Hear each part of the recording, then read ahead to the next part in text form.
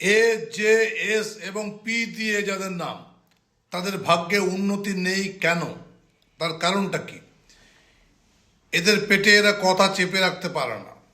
দ্বিতীয়ত, তোমাদের বাড়িতে দেখো, তোমাদের বাড়িতে ঢুকতেই যে মেন দরজা, সেই দরজায় জুতো চটি ছড়িয়ে ছিটিয়ে রাখা আছে।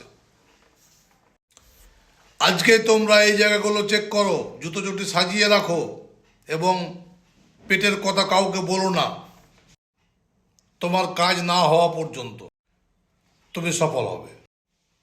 জেদ তোমার থাকুক, জেদ তোমার অনেক কাজ করবে, কিন্তু চাপা হও।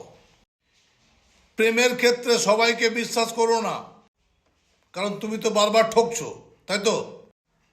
আর সবার জন্য করতে গিয়ে বারবার বদনামের ভাগী হচ্ছ।